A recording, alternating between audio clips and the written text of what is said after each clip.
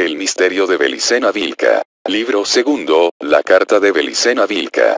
51º día. E inmediatamente después del saludo, el señor de Venus giró su cuerpo y penetró por el iluminado vértice del ángulo recto, dejando tras de sí a los hombres de piedra sumidos en profundas cavilaciones. El primero en reaccionar fue el Noyo, quien observó que la piedra había desaparecido junto con el capitán Kiev. Mis antepasados, Dr. Signagel, pese a toda su sabiduría hiperbórea, no alcanzaron a comprender en ese momento que la piedra era el señor de Venus. Al día siguiente, el Consejo de Familia decidió cumplir exactamente las instrucciones recibidas. Aquel noble, que aceptó a Brunalda como hija legítima, al morir no dejó otros herederos para sus señoríos austriacos que sus supuestos nietos. Los hijos y nietos de estos, entre los cuales se contaban los 12 presentes, cuidaban de su patrimonio en el este, aunque sin abandonar la base familiar española de Turdes. Ahora se radicarían todos en Austria, en tanto que los valentininos abandonarían San Félix de Caramán para establecerse en España. A partir de aquí, Dr. Signagel, me referiré solamente a la rama de los valentininos, de los cuales desciendo, para continuar la historia. Sobre los brunaldinos lo único que comentaré es que cumplieron su cometido a la perfección. Se hicieron fuertes en Austria y cuando surgió el emperador esperado, Rodolfo II Habsburgo, constituyeron con la colaboración inestimable del inglés John Dee y 7 familias de la nobleza alemana, la Sociedad Secreta Einerhard. Tal sociedad funcionó por más de 300 años en la más absoluta clandestinidad, adquiriendo sus miembros la más alta sabiduría hiperbórea, tan alta como jamás la poseyera antes la casa de Tarsis. En los siglos XIX y XX dieron nacimiento a varias órdenes externas que tenían por fin anunciar a las masas de hombres dormidos la próxima venida del gran jefe de la raza blanca y localizar a este para administrarle la iniciación hiperbórea. La penúltima de esas órdenes fue la Tullgesellschaft, encargada de guiar al Führer Adolfo Hitler, nacido a fines del siglo XIX, hasta los hombres de piedra de la Einerhard. Y la última de las órdenes formadas por ellos fue la Orden Negra SS. Inspirada en secreto por la Tullgesellschaft, pero en realidad dirigida por los hombres de piedra de la supersecreta Einerhard. Los brunaldinos alcanzaron, pues, el honor de acompañar al gran jefe blanco, al Führer, en su guerra total contra las potencias de la materia, como había predicho tantos siglos antes el señor de Venus. Los valentininos quedaron entonces como únicos representantes de la casa de Tarsis en España, especialmente, los únicos que se dedicarían a cumplir la misión familiar. Desde San Félix de Caramán los acompañaron 10 de los descendientes de Arnaldo Tíber, que deseaban seguir viviendo cerca de sus primos. Se instalaron en la vieja casa señorial y trabaron excelentes relaciones con la población catalana de Turdes, a la que agradaba que aquellos nuevos señores procediesen del Languedoc y comprendiesen su lengua nativa. El Noyo retomó la guardia en la caverna secreta y pronto tuvo la compañía de otro hombre de piedra quien, impresionado aún por la experiencia con el señor de Venus, había decidido consagrarse a la custodia de la espada sabia. En situación semejante se encontraban los 6 asistentes a la reunión de San Félix de Caramán, pero no sería posible que todos abandonasen el mundo pues se debía dedicar atención a los intereses patrimoniales de la casa. España se industrializaba rápidamente y se requerían, en las principales ciudades, toda suerte de materias primas. En Turdes, la nueva población de origen catalán reactivó la producción de minerales, completamente abandonada por los señores de Tarsis en los últimos siglos. Así, como si los milenios no hubiesen transcurrido, el oro y la plata volvían a ser extraídos de las sierras por los señores de Tarsis. No obstante la atención que la nueva situación exigía, hacia mediados del siglo XIV todo estuvo bajo control. Para entonces, 5 de aquellos 6 iniciados ya se habían recluido en la caverna secreta.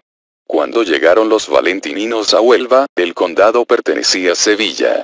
Alfonso XI de Castilla lo cedió en 1338 al gran maestre de Santiago, con lo que reapareció el peligro golen. Además de ser una orden céltica eminentemente golen, muchos templarios se habían refugiado en ella luego del proceso promovido por Clemente V, y entonces comenzaron a infestar la región. Sin embargo, 14 años después, el infante don Pedro se lo quita al gran maestre para obsequiarlo a María Padilla. A fines del siglo XIV la Casa de las Sedas, de los reyes de Castilla lo entrega como dote de una de sus damas y pasa a poder de los duques de Medina Sidonia, hasta el fin de esta historia. La influencia de la Casa de Tarsis sobre la orden de predicadores se mantuvo en los años siguientes, ya que el Circulus Dominicanis prosiguió funcionando en secreto, tratando de dirigir la Inquisición contra los miembros del pueblo elegido y los golem, procurando impulsar el modelo de nación mística perfeccionado jurídicamente durante el reinado de Felipe el Hermoso y concretado en parte por ese gran rey.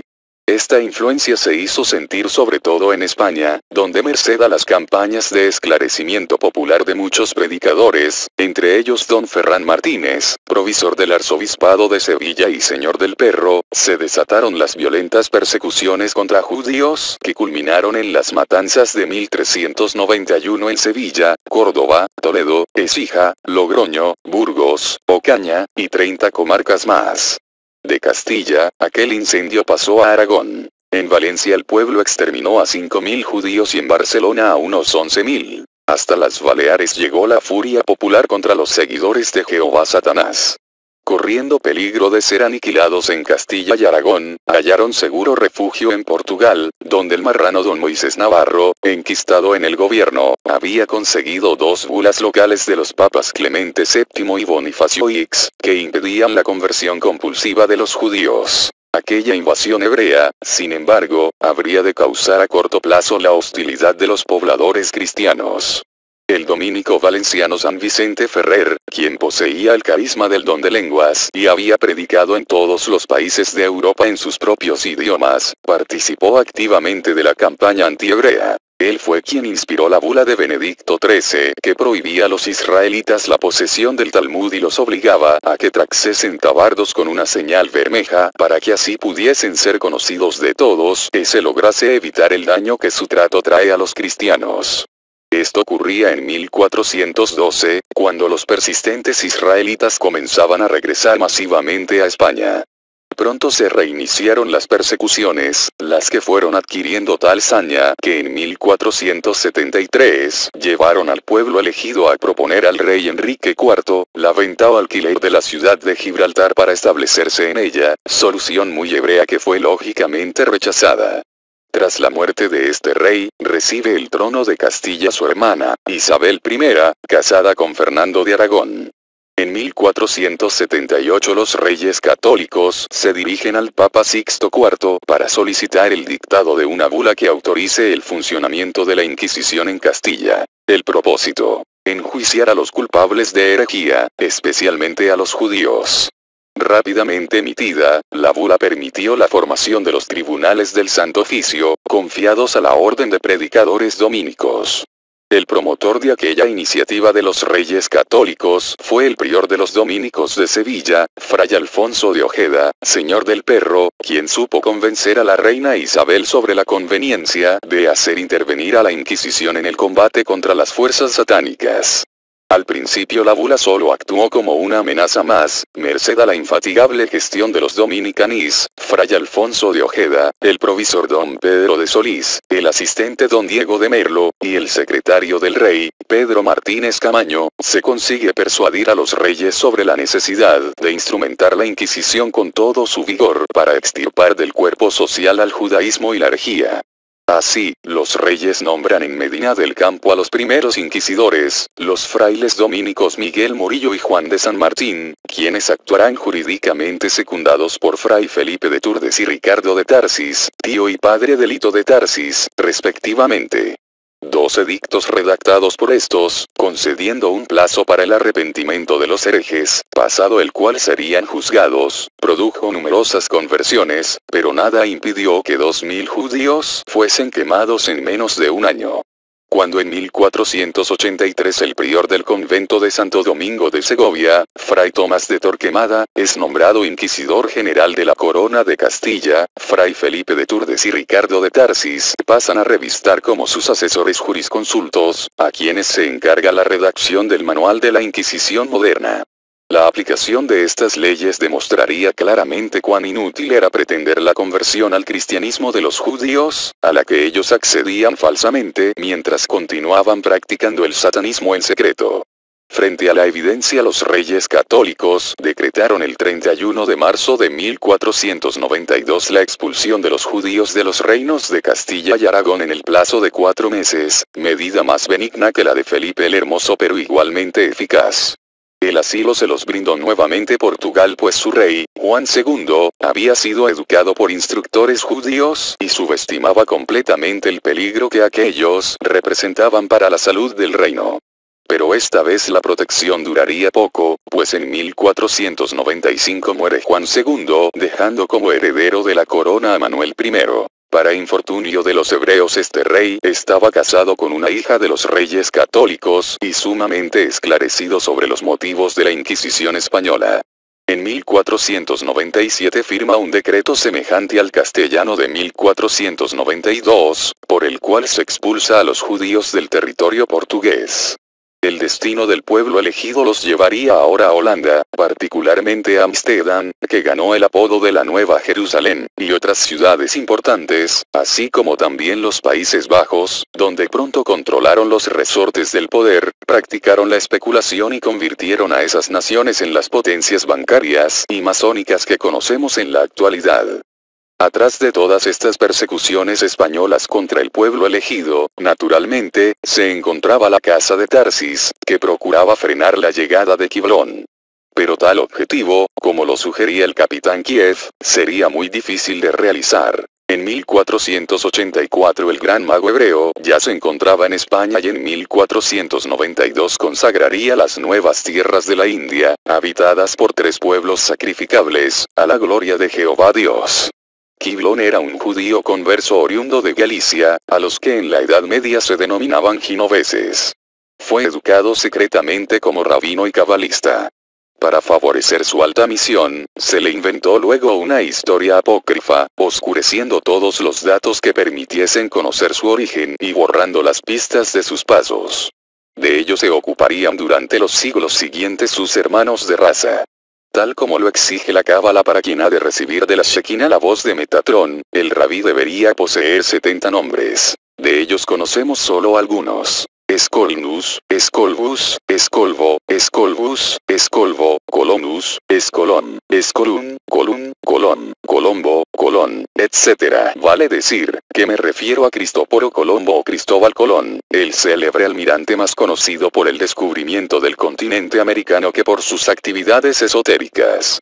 Quiblón venía para cumplir las profecías de Vera y Birsa, para ofrendar el holocausto de agua, Mem, Aid, Sebaot. Y para ello se había preparado muchos años y pasado por muchas pruebas definitivas. En particular, Quiblón debió dar muestras de su dominio para abrir las puertas del paraíso y cerrar las puertas del infierno. Esta última prueba la demostró en 1477, cuando viajó a Groenlandia como piloto de una armada danesa a cerrar las puertas de Thule. Es conveniente remitirse a esta operación de magia mayor para comprender sus acciones posteriores.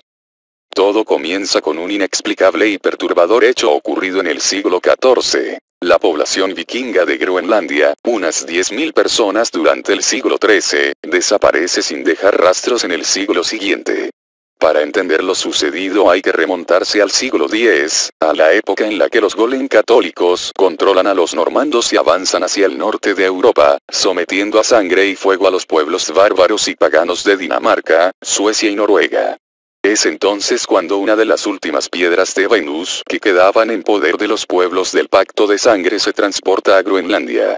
Lo hace Erik el Rojo, un guerrero sabio de valor singular, cuya determinación le acarrea la imposibilidad de regresar a su patria. Él sería quien daría su nombre actual, Tierra Verde, a la helada isla en el año 986. Y su familia formaría una estirpe de Noyos y Brayas que cuidarían de la piedra en los siglos posteriores, cuando ya las relaciones culturales con los pueblos europeos se hubieron restablecido. Aquellas relaciones atraerían a los misioneros católicos hacia los asentamientos vikingos, pero la piedra no caería en poder de los golem, pues los custodios la ocultarían en regiones sumamente agrestes del noroeste groenlandés. En el 999, Leif Erikson trae el primer sacerdote católico, al que siguen muchos más en los viajes sucesivos. No obstante, la resistencia de los norreses al pacto cultural se extendería durante todo el siglo XI. De cualquier manera, la próspera colonia de Eric el Rojo, con más de 200 granjas, tenía ya 12 iglesias y 2 conventos en 1124. El Papa Pascual II nombra el primer obispo, Eric Knudson en 1121, al que suceden 16 más hasta 1409. En 1290 llega a la isla el primer dominicanís, Thorbjorn, quien se ocupa de combatir a los golem y llama en su auxilio a un miembro de la casa de Tarsis. Se funda así, en Gardar, el famoso monasterio de Nuestra Señora de Thule, donde se escribieron 2 poemas de Loseda, el Atlacvida y el Atlanmal. En Gardar, justamente, existía el monasterio golem de San Bernardo. Y en dicha ciudad se centraría la oposición más encarnizada entre los golem y los dominicanís, debido a que aquellos sospechaban que muy cerca se encontraba la piedra de Venus y se resistían a abandonar el lugar sin haberla encontrado. Al fin, en 1312, gracias a una bula de Clemente V, quien acababa de liquidar a la sinarquía templaria en combinación con Felipe el Hermoso, los golem se ven obligados a abandonar Gardar. Es entonces cuando los noyos vikingos declaran a la población de Gardar que han visto la señal lítica de Ktagar en la piedra de Venus, piedra que atribuyen a una herencia de Wotan e incluso denominan el ojo de Wotan. Los noyos proponen al pueblo de Gardar partir hacia donde señala la piedra y todos aceptan, preparándose inmediatamente para la guerra. ¿Por qué? Es lo que explicaré desde mañana, Dr. Signagel. Lo importante ahora es saber que no solo la población de Gardar, sino la totalidad de los groenlandeses, a excepción de algunos sacerdotes católicos que se ocultaron convenientemente para no ser ejecutados por los enfurecidos vikingos, decidieron partir hacia el Valhalla, la morada de los dioses. Es que aquel pueblo de sangre pura, despertaba súbitamente a la sabiduría hiperbórea que surge del espíritu eterno y se libraba del hechizo del pacto cultural. Se había transmutado y solo ansiaba partir hacia el origen, sin importar la índole del enemigo que se interpusiera en su camino. En 1354 el rey de Noruega, Erik Magnusson, enterado de que la población de Groenlandia había retornado al paganismo y se preparaba a abandonar los establecimientos, envía su nave oficial La Chirriante al mando de Paul Knudson a fin de averiguar lo ocurrido. Viaja en la expedición el obispo Golem Arni, quien lleva la misión de evangelizar nuevamente a los colonos norreses. Pero en Groenlandia no encuentran absolutamente a nadie, a pesar de que Arni los incita a explorar palmo a palmo la región hasta 1363, fecha en que fallece. Desde ese momento varias serían las expediciones que los reyes de Noruega despacharían en los siguientes 100 años para averiguar la suerte corrida por sus súbditos e intentar repoblar las colonias abandonadas. Tales intentos resultarían inútiles, pues jamás se conseguiría saber lo ocurrido a los 10.000 vikingos, ni habría quien quisiera habitar las fantasmagóricas ciudades. Empero, la acción de los vikingos de Groenlandia causaría una gran preocupación a los demonios de la Fraternidad Blanca, los que, desde su guarida en Shambhala, impondrían a Kiblón la prueba de cerrar la puerta de Thule como medio de acceder al más alto sacerdocio de la Orden de Melquisedec. En 1486 Kiblón residía en Portugal, donde estudiaba las artes ocultas y desempeñaba un puesto de cartógrafo en la tesouraría del rey. Ese año el rey Cristian de Dinamarca solicita a su primo, el rey Alfonso V de Portugal, un muy buen piloto y cartógrafo para guiar a su próxima expedición a Thule, la cual tenía por fin localizar a las colonias cristianas, de quienes no se tenía noticias desde hacía más de 100 años. Era la oportunidad esperada por los rabinos. Las notables influencias que por entonces poseían los hebreos en la corte portuguesa se ponen en juego para facilitar el nombramiento de Kiblón como piloto del viaje a Groenlandia. Lo consiguen fácilmente, figurando en la cédula real como Johannes Skolbus. En 1477, pues, Kiblón se presenta frente a las costas de Groenlandia, dispuesto a emplear toda su ciencia, y su fe en el Creador Uno, para cerrar la puerta de Thule. Tiene éxito en su misión, y la Fraternidad Blanca, y la judeidad toda, comprenden que con Kiblón ha llegado a la tierra uno de los más altos sacerdotes de la historia, uno que será capaz de hablar con el verbo de Metatrón. La expedición de Skolbus, Colón, no halló a nadie en Groenlandia en 1477. Pero desde entonces la puerta de Thule estará nuevamente cerrada. Es un gran mago hebreo, quizá tan grande como Salomón, el que ha llegado hasta las heladas tierras del norte a cumplir el ritual, a pronunciar las palabras, a expresar los gestos. Era necesario que así fuera, pues la puerta fue forzada por un bravo pueblo vikingo, de la más pura sangre hiperbórea, contra quienes nada puede la magia de los golem. Pues siempre ha sido así. Los golem han dominado fácilmente a los celtas, íberos, ligures, vascos, fenicios, cartagineses, y hasta latinos, pero, tratándose de germanos, es necesario que los más grandes maestros de las artes infernales se ocupen de ellos. Entiendo, doctor Signagel, que es casi imposible comprender en qué consistía la misión de Kiblón si no aclaro la naturaleza de ese cerrar la puerta de Thule realizado en Groenlandia. Sin embargo, lo que corresponde es explicar cómo fue abierta la mencionada puerta hacia Ktaugar, o Agartha, y qué otra acción efectuaron los vikingos antes de partir, acción de guerra que normalmente ejecutan todos los pueblos de sangre pura en situaciones semejantes, y que causó la preocupada reacción de los demonios de la Fraternidad Blanca. Desde mañana, entonces, le narraré en pocas palabras la historia de Nimrod, el derrotado, un rey de la antigüedad que supo abrir la puerta y golpear al enemigo antes de partir. Su conocimiento aclarará completamente la cuestión.